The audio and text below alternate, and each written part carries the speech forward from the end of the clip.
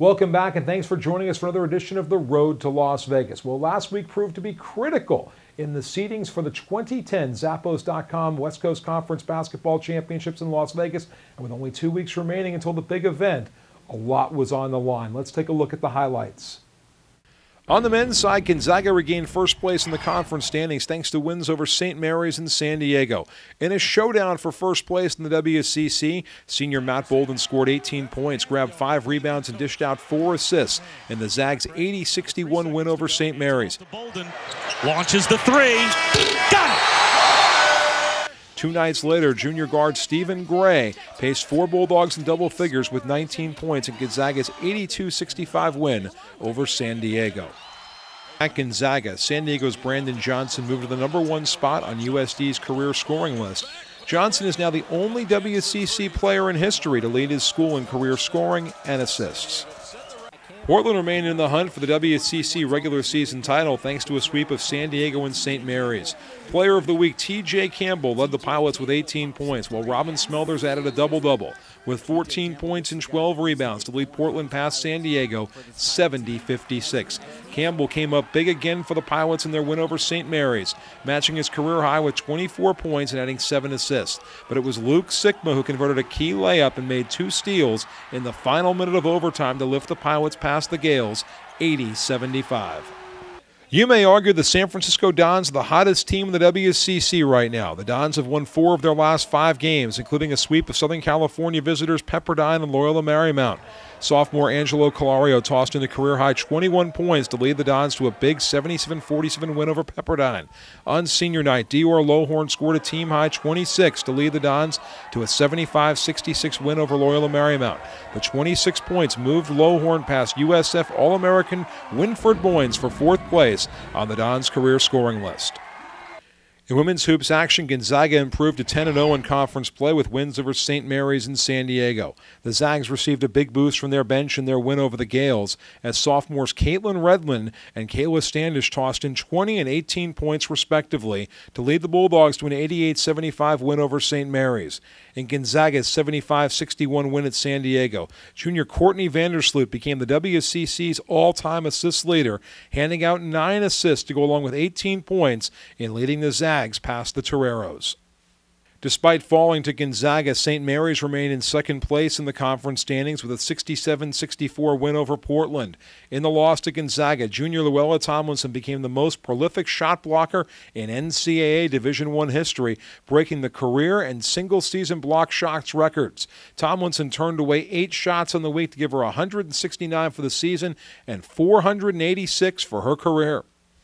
Loyola Marymount and Pepperdine earned sweeps of Bay Area visitors Santa Clara and San Francisco. LMU sophomore Alex Cowling turned in a huge weekend for the Lions.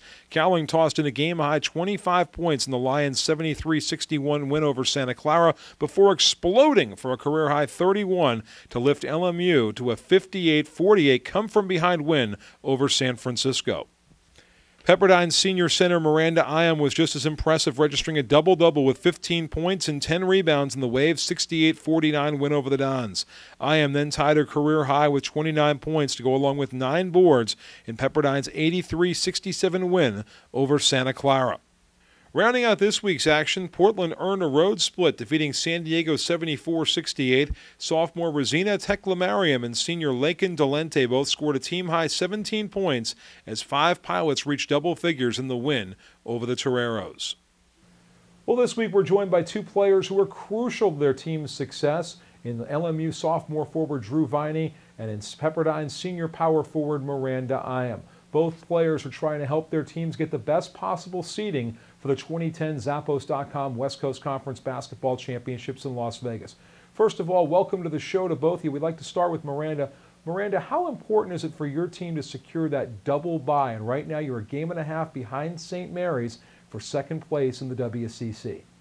Well, even though we are focusing on each game a day at a time, trying to take care of our business that way, we are definitely keeping in mind a double bye, because that obviously makes it easier for us when it comes to tournament time. We're going to be a little bit fresher, have a little bit more time to prepare for whoever we play if we get that double bye. So that's definitely what we are aiming for. Now, Drew, the Lions have enjoyed a rebound season this year. LMU finds itself at 13-13. You've been a critical part of that success, but what do you attribute the Lions' turnaround to?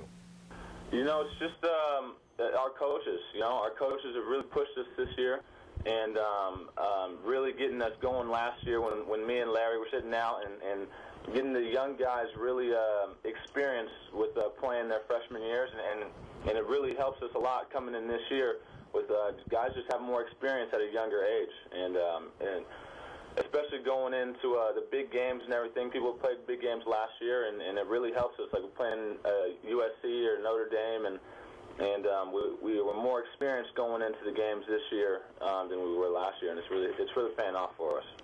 Drew, your ball club is just a game and a half back of San Francisco for 4th place in the WCC, and as we all know, that 4th place spot is key because you get that first round bye. How much of your coaches have talked about that, and how important is it for your ball club to lock up that 4 spot? It would be really good for us to have that first bye. One would just to rest our legs a little bit more. We started off the season with a lot of road games, and it was kind of difficult for us to adjust. But with an extra game in that tournament to have off, and to not have to worry about that first game would really help us in trying to beat those top teams in the conference tournament.